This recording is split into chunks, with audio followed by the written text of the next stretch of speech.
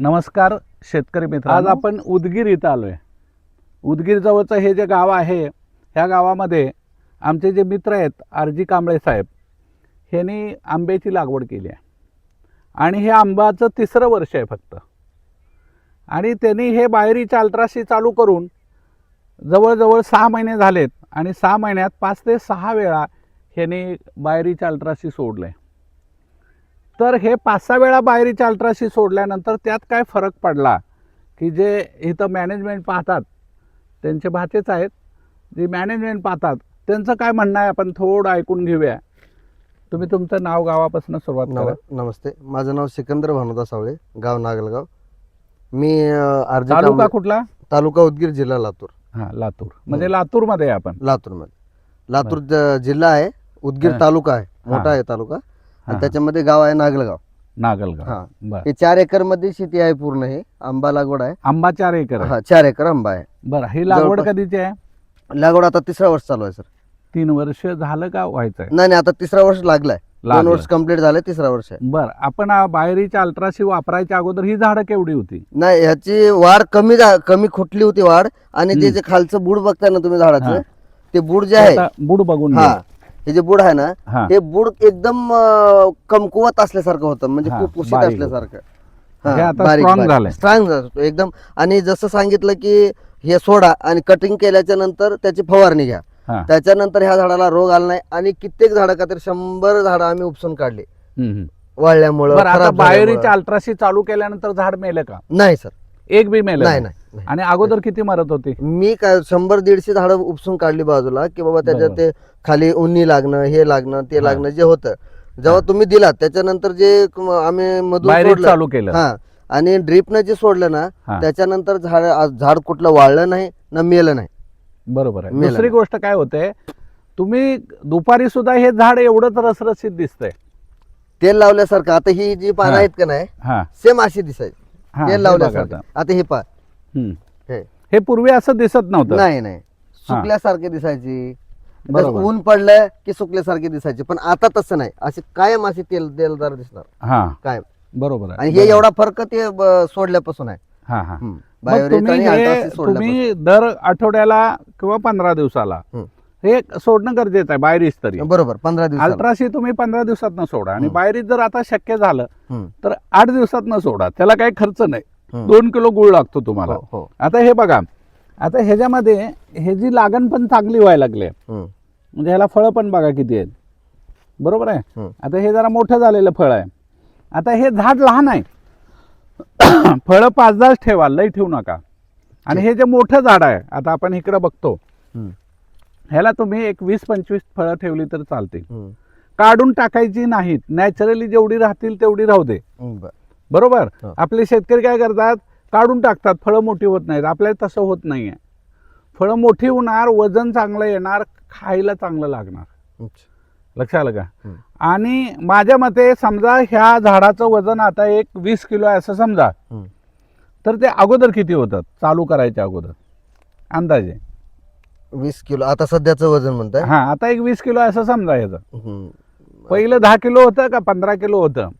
नाही, पहिलं लई कमी होतं. म्हणजे झाडच हे नव्हतं एवढं की बाबा त्याला काही लागेल किंवा त्याला फळ धारणा होईल असं नव्हतं. आणि दुसरी गोष्ट सांगतो, त्या झाडाला कम्प्लीट, ते जे मोठं झाड आहे ते गावरानी झाड आहे, त्याला मोहरच नव्हता.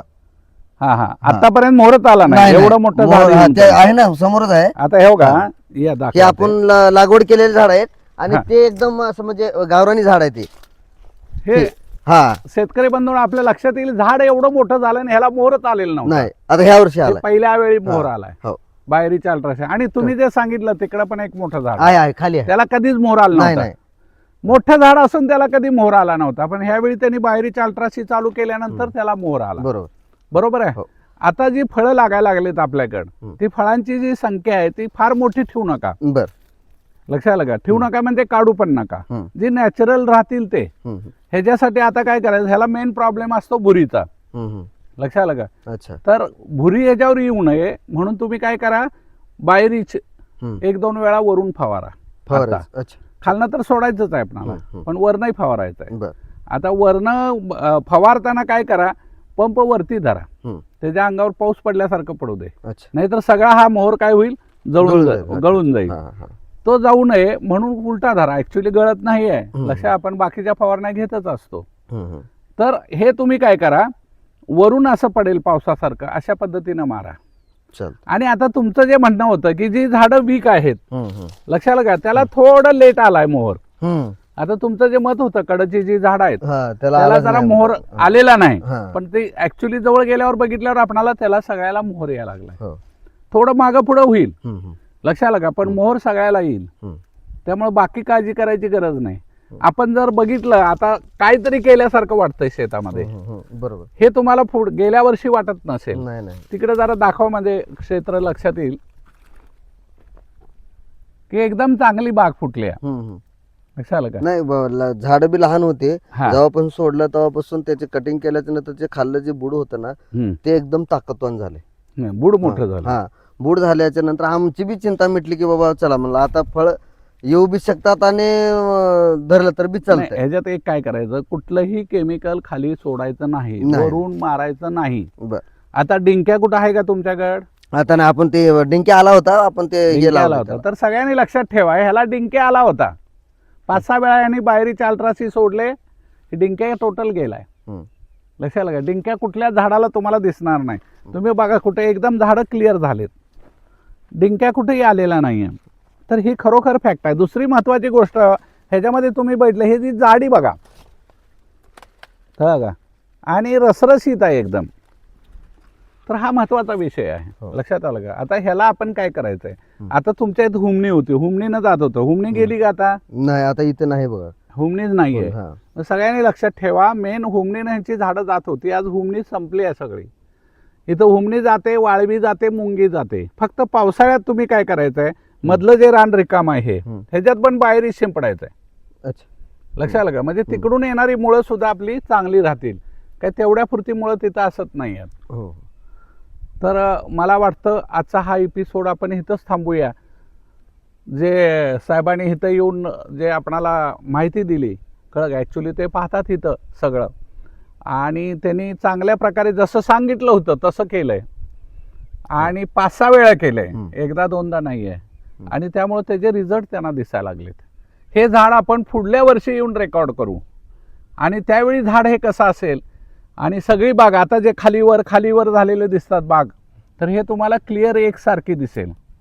कटिंग मारून घ्या बारकी झाडं, ही झाडं वरती यायला वेळ लागत नाही.